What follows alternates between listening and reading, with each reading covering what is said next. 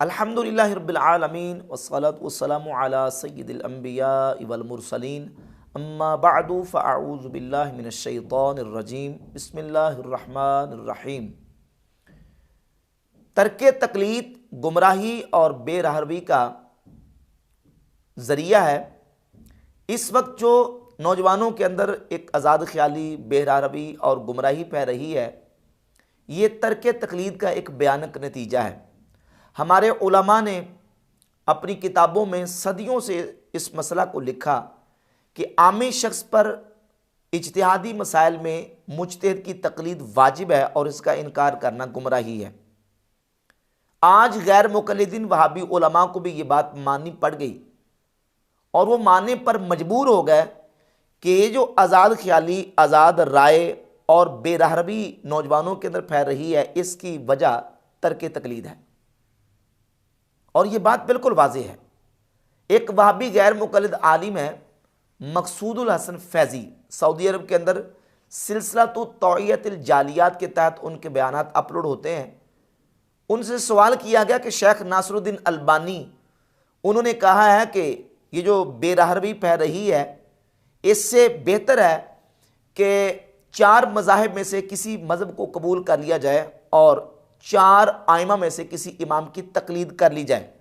تو مقصود الحسن فیضی صاحب نے کہا کہ میں 100% شیخ ناصر الدین البانی کی اس بات سے اتفاق کرتا ہوں۔ میں علامہ شیخ محمد ناصر الدین البانی رحمۃ اللہ علیہ ان کی آواز میں یہ بتایا جا رہا ہے کہ لوگ جو ہے یعنی افراط و تفریط کا شکار ہیں آج کل۔ پہلے یعنی تقلید کے چنگل میں پھنسے ہوئے تھے، اس کے بعد آزاد رائے اگر اتنی قائم کر لی گئی ہے، انہوں نے کہا کہ جب آزاد رائے اتنی زیادہ بے راہروی کا شکار ہو رہی تو بہتر ہے کہ اس سے کہ آدمی 4 مذہبوں میں سے کوئی کسی کی تقلید کر لے۔ جو کچھ علامہ مرحوم نے کہا ہے میں اس سے 100% متفق ہوں، رحمہ اللہ جو کہا ہے 100% سے متفق ہوں۔ جی، کوئی کسی کو پسند ہو یا پسند نہ ہو، آج کل جو ہے ہر آدمی اردو پڑھ کر کے، اور صورتحال یہاں ہوتی ہے کہ علماء کے ساتھ بے ادبی اور ان کی بے عزتی کرنا شروع کر، ان کے اوپر آواز اٹھانا شروع کر دیتے ہیں۔ لیکن اس کا کیا مطلب جا رہا ہے شیخ؟ اس کا تو یہ مطلب جا رہا ہے کہ جو 4 مذاہب ہیں صحیح ہیں، اس کا مطلب بھائی علامہ البانی نے کب کہا؟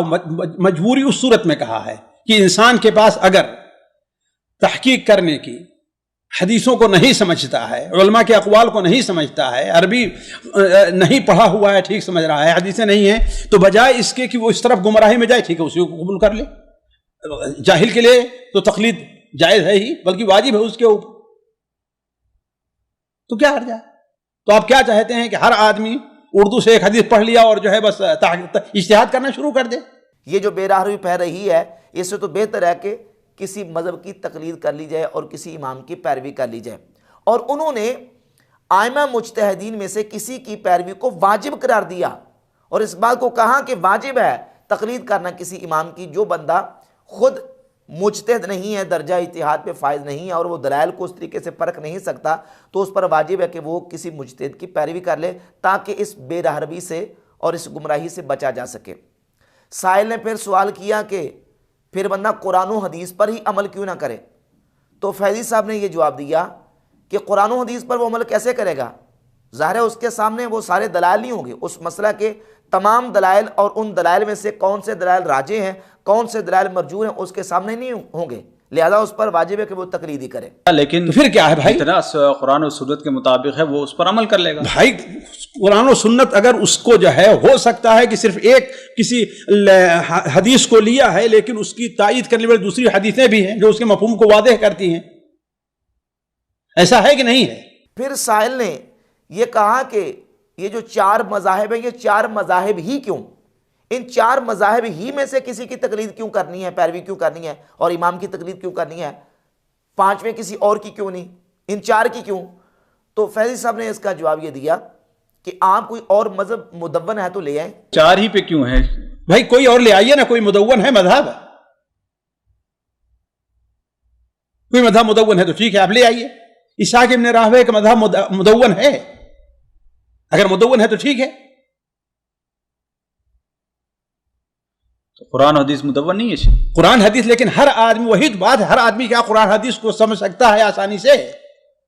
ہر آدمی کی نظر قرآن حدیث کی ہر حدیث کے اوپر، ہر آیت کے اوپر رہتی ہے؟ تو ضروری بھی تو نہیں ہے اس کی اتنی ہر آیت اور حدیث پر ہر آدمی کی نہیں ضرورت، اجتہاد بھی تو ضروری نہیں اس کے لیے۔ ہاں تو ان کے لیے ہو سکتا ہے یہ۔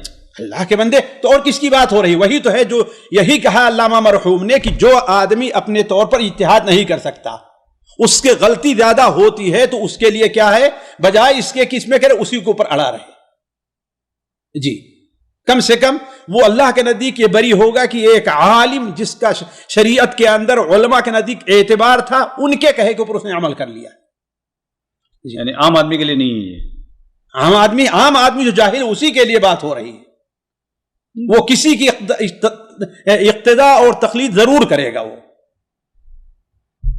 ہر آدمی، ظاہر بات ہے، نہ دلیل کو سمجھ سکتا ہے، اور ہر آدمی کے لیے نہ ضروری ہے کہ ہم اس کو دلیل سے مسئلہ بتائیں ہی۔ بسا اوقات ایک مسئلہ ہوتا ہے، اجتہادی ہوتا ہے، اس کی پہنچ، اس کی سوچ سے بات اس کو سمجھانے لگی تو کیا ہے، وہ بالکل الٹا اس کا مفہوم سمجھنا شروع کر دے گا۔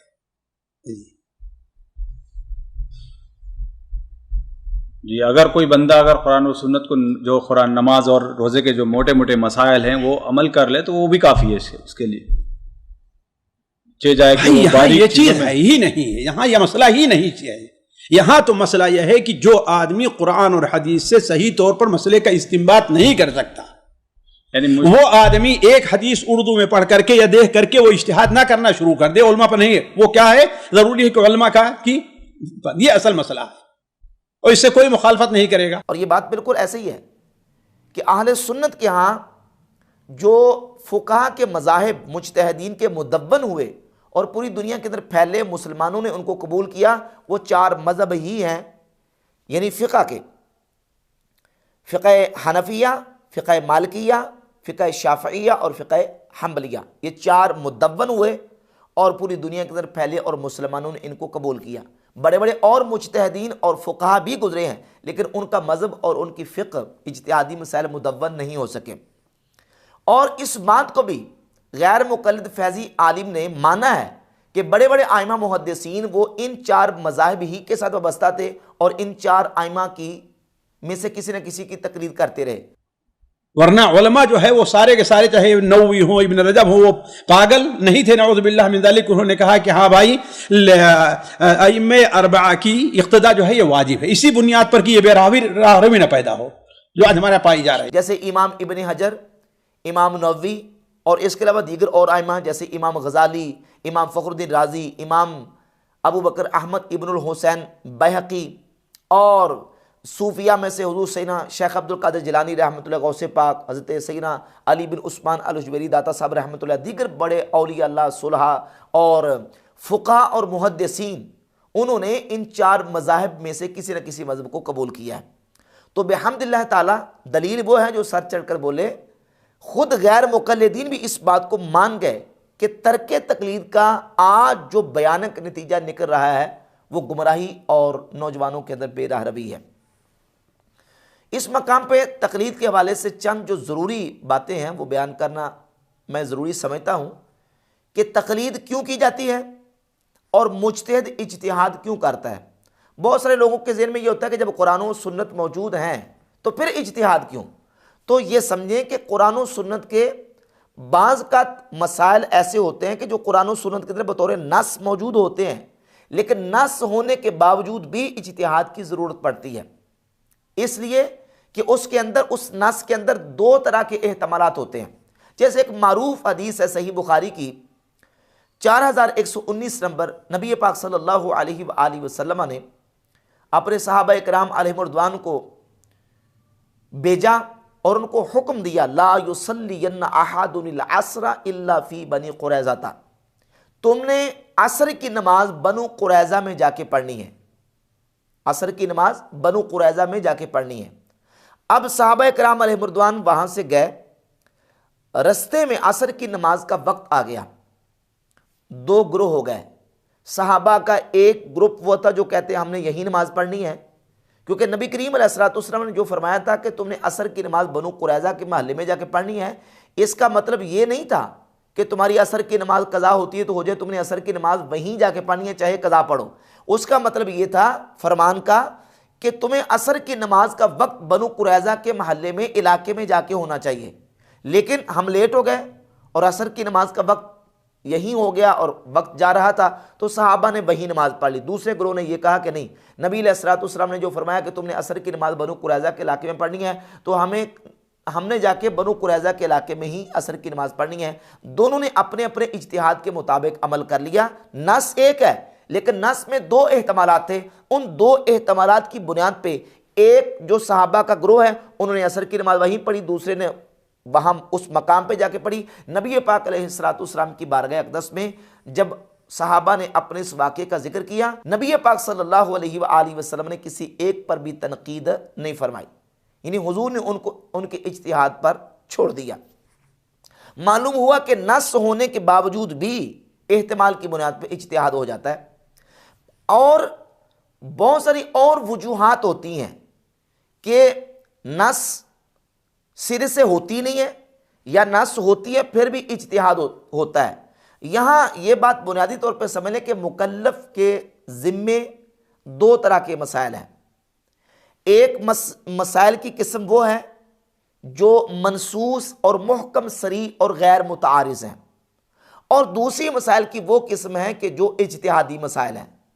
جو پہلی قسم کے مسائل ہیں ان میں نہ تو اجتہاد ہوتا ہے نہ تقلید ہوتی ہے. جو دوسری قسم کے مسائل ہیں جو اجتہاد سے تعلق رکھتے ہیں تقلید ان میں ہوتی ہے. پھر اجتہاد کیوں ہوتا ہے؟ اجتہاد کی ایک وجہ ہوتی ہے تعارض نصوص. نصوص موجود ہوتی ہیں، دلیل اس طرف بھی ہے دلیل اس طرف بھی ہے، لیکن اب ان دونوں دلائل میں سے کون سے دلائل راجح، کون سے دلائل مرجوح ہیں، کون سے صحیح کون سے ضعیف ہیں، ان دلائل کو مجتہد نے اپنے اجتہاد سے اس کا فیصلہ کرنا ہوتا ہے اور اس پیچیدگی کو دور کر کے مسئلے کا حل بیان کرنا ہوتا ہے. تو اجتہاد کی ایک وجہ تعارض نصوص ہوتی ہے. دوسری وجہ یہ ہوتی ہے بعض اوقات لفظ ایک ہوتا ہے، اس کے متعدد معانی ہوتے ہیں، اس کلمہ کے معانی مختلف ہوتے ہیں، تعدد وجوہ معانی. اس میں سے کون سا معنی اس لفظ کا اس مقام پہ کیا جائے گا اس کو بھی مجتہد نے ڈیفائن کرنا ہوتا ہے کہ یہاں کون سا معنی مراد لیا جائے. جیسے دیکھیے قرآن مجید میں عورت کو عدت گزارنے کا حکم دیا گیا تو فرمایا یتربصن بانفسہن ثلاثۃ قروء، وہ خواتین جن کو طلاق ہو گئی وہ 3 قروء تک عدت گزاریں. اب قروء کا معنی حیض بھی ہے ماہواری کے ایام، اور قروء کا معنی طہر بھی ہے پاکی کے ایام. وہ پاکی کے ایام کے حساب سے عدت گزارے گی یا کہ حیض کے ماہواری کے ایام کے حساب سے عدت گزارے گی؟ چونکہ قروء کا معنی حیض بھی ہے قروء کا معنی طہر بھی ہے، ان معانی میں سے کون سا معنی یہاں متعین کرنا ہے یہ اجتہاد کے ساتھ تعلق رکھتا ہے. اور امام اعظم ابو حنیفہ رحمۃ اللہ علیہ نے حیض والی معنی کو ترجیح دی ہے. تعارض نصوص، تعدد وجوہ معنی، اور کبھی یہ ہوتا ہے کہ نص کے اندر اجمال یا ابہام ہوتا ہے، اس اجمال کو دور کرنے کے لیے مجتہد اجتہاد کرتا ہے اور اس کی تفصیل بیان کرتا ہے. قرآن مجید میں وضو کا حکم دیا گیا تو سر کے مسح کا حکم دیا گیا، وَامْسَحُوا بِرُؤُوسِكُمْ، اپنے سروں کا مسح کرو. اب سروں کا مسح کرنا ہے تو سر کا مسح کتنا فرض ہے؟ پورے مکمل سر کا مسح فرض ہے، آدھے سر کا، چوتھائی سر کا؟ اس میں اجمال موجود ہے، تفصیل بیان کی گئی. امام اعظم ابو حنیفہ رحمۃ اللہ تعالی علیہ نے احادیث کی روشنی میں اس کی تفصیل بیان کی اور اس اجمال کی تفصیل یہ کی کہ اس آیت سے اور احادیث سے جو ہے وہ سر کے چوتھائی حصے کا مسح کرنا فرض قرار پاتا ہے. سارا سر کو مسح کرنا یہ مستحب ہے، سنت ہے، لیکن کم از کم چوتھائی سر کا مسح کرنا یہ قرآن کے حکم اور احادیث کی روشنی میں فرض ہے. اس اجمال کی تفصیل ہوگی. بعض اوقات یہ ہوتا ہے کہ سرے سے کسی مسئلہ میں نص ہوتی ہی نہیں اور دیگر دلائل قرائن کو نظائر کو دیکھ کے مجتہد چونکہ وہ قرآن و سنت کا ایکسپرٹ ہوتا ہے، ماہر ہوتا ہے، وہ اس غیر منصوص مسئلے کا منصوص مسائل کی روشنی میں حل بیان کر دیتا ہے.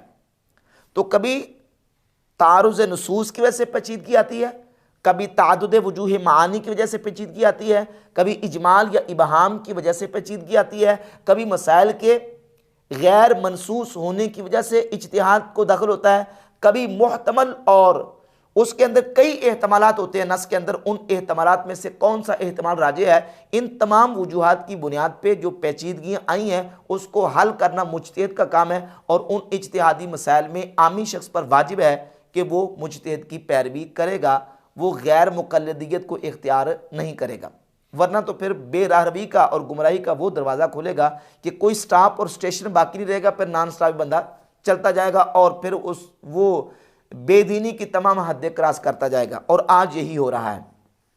نبی پاک صلی اللہ علیہ وآلہ وسلم کے مبارک دور میں صحابہ کرام رضی اللہ تعالی عنہم یا تو ڈائریکٹ نبی کریم علیہ السلام سے مسائل پوچھتے، یا جو صحابہ مجتہد نہیں تھے وہ اپنے علاقوں میں مجتہد صحابہ سے مسائل کو سیکھا کرتے تھے اور ان مسائل کو ان سے لیا کرتے تھے۔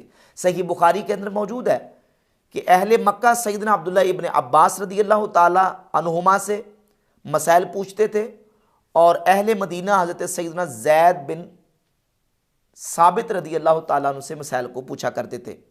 نبی کریم علیہ السلام کے ایک بہت بڑے جلیل القدر صحابی سیدنا معاذ بن جبل رضی اللہ تعالیٰ عنہ کو آپ صلی اللہ علیہ وآلہ وسلم نے ملک یمن کا جب قاضی بنا کے بھیجا، سنن ابی داؤد کے اندر 3592 نمبر اور السنن الکبریٰ للبیہقی میں جلد 10 صفحہ نمبر 114 پہ، اور مسند احمد میں جلد 6 صفحہ 303 پہ 21502 نمبر حدیث ہے۔ اور یہ جو حدیث سے معاذ رضی اللہ تعالیٰ میں پڑھنے لگا ہوں، اس حدیث کو ائمہ محدثین علماء نے اس حدیث کی تصحیح کی ہے۔ حافظ ابن عبد البر اندلسی اپنی کتاب جامع بیان العلم و فضلہ جلد 2 صفحہ 92 پہ لکھتے ہیں، حدیث و معاذ صحیح مشہور، حضرت معاذ ابن جبل کی حدیث صحیح مشہور ہے، رواہ الائمۃ العدول وہو اصل فی الاجتہاد والقیاس، کہتے ہیں کہ اس کو ائمہ عدول نے روایت کیا ہے اور یہ اجتہاد اور قیاس کے مسئلہ میں اصل کی حیثیت رکھتی ہے۔ ابن قیم الجوزیہ اعلام الموقعین کی جلد 1 صفحہ 176 پہ لکھتے ہیں، وہذا اسناد متصل ورجالہ معروفون بالثقہ، اس کے رجال جو ہے نا وہ ثقہ ہیں اور اس کی سند متصل ہے۔ قاضی شوکانی غیر مقلد نے فتح القدیر کی جلد 2 صفحہ 219 پہ لکھا ہے، وَهُوَ حَدِيثٌ صَالِحٌ لِلْاحْتِجَاجِ بِهِ، یہ حدیث جو ہے وہ احتجاج کے قابل ہے۔ اور حافظ ابن کثیر نے تفسیر ابن کثیر کی جلد 1 صفحہ 15 پہ لکھا، هَذَا الْحَدِيثُ فِي الْمَسَانِيدِ وَالسُّنَنِ بِإِسْنَادٍ جَيِّدٍ كَمَا هُوَ مُقَرَّرٌ فِي مَوْضِعِهِ، کہ یہ حدیث سند جید کے ساتھ سنن اور مسانید اور یہ حدیث کی کتابوں کے اندر موجود ہے۔ اور وہ حدیث یہ ہے کہ سیدنا معاذ بن جبل رضی اللہ تعالیٰ عنہ کو نبی پاک علیہ السلام نے ملک یمن کا قاضی بنا کے بھیجا، تو آپ صلی اللہ علیہ وآلہ وسلم نے ان سے پوچھا، اے معاذ میں کیف تقضی اذا عرض لك قضاء، اے معاذ اگر تمہیں کسی مقدمے کا فیصلہ کرنا پڑ جائے تو کیسے فیصلہ کرو گے؟ انہوں نے عرض کی، اقضی بکتاب اللہ، حضور میں اللہ کی کتاب سے اس کا فیصلہ کروں گا۔ فرمایا ان لم تجد فی کتاب اللہ، اگر اللہ کی کتاب میں تم نہ پاؤ تو پھر، تو عرض کی اقضی بسنت رسول اللہ، تو پھر میں رسول اللہ کی سنت سے اس کا فیصلہ کروں گا۔ فرمایا ان لم تجد فی سنت رسول اللہ، اگر رسول اللہ کی سنت میں نہ پاؤ تو پھر، تو عرض کی اجتہد برأیی ولا آلو، حضور پھر میں اپنی رائے سے اجتہاد کروں گا اور اس اجتہاد کرنے میں کوئی کوتاہی نہیں کروں گا۔ تو نبی پاک صلی اللہ علیہ وآلہ وسلم نے ان کے سینے پر اپنا ہاتھ رکھا اور اللہ کی حمد بیان کی، الحمدللہ الذی وفق رسول اللہ لما یرضی رسول اللہ، اللہ رب العزت کے لیے تمام حمد ہے جس نے اپنے رسول کے قاصد کو اس کی توفیق عطا فرمائی۔ تو اب اس حدیث سے یہ نتیجہ نکلا کہ اگر کتاب اللہ سے مسئلہ نہ ملے، سنت رسول سے نہ ملے، تو پھر اجتہاد کی آپشن ہے، اجتہاد کا مرحلہ ہے۔ امام اعظم ابو حنیفہ رحمۃ اللہ تعالی علیہ کا قول امام حافظ ابن عبد البر اندلسی نے اپنی کتاب الانتقاء کے اندر ذکر کیا ہے۔ امام اعظم ابو حنیفہ رحمۃ اللہ علیہ فرماتے ہیں کہ میں سب سے پہلے مسئلہ کتاب اللہ سے دیکھتا ہوں، اگر کتاب اللہ سے نہ ملے تو رسول اللہ کی سنت سے، اور اگر سنت سے نہ ملے تو نبی پاک علیہ السلام کے صحابہ کے اقوال سے دیکھتا ہوں۔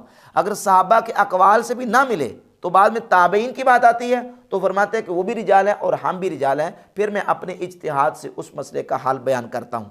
تو یہی طریقہ اور منہج ہے امام اعظم ابو حنیفہ رحمۃ اللہ کا، اگرچہ دیگر فقہا کے اپنے اپنے مناہج ہیں، ان کے اپنے اپنے اسلوب ہیں کتاب و سنت سے مسائل کو استنباط کرنے کے، استخراج کرنے کے۔ امام اعظم ابو حنیفہ رحمۃ اللہ علیہ وہ دلائل کو تطبیق دے کے نتیجے پر عمل کرتے ہیں۔ امام مالک رحمۃ اللہ علیہ ان دلائل کو راجع کرا دیتے ہیں جو اہل مدینہ کے عمل کے موافق ہوتی ہیں۔ امام شافعی رحمۃ اللہ علیہ صحت سند کا اعتبار کر کے کسی ایک دلیل کو راجع کرا دیتے ہیں، باقی کو ترک کر دیتے ہیں، اور تقریباً اس سے ملتا جلتا موقف امام احمد بن حنبل رحمۃ اللہ تعالی علیہ کا ہے۔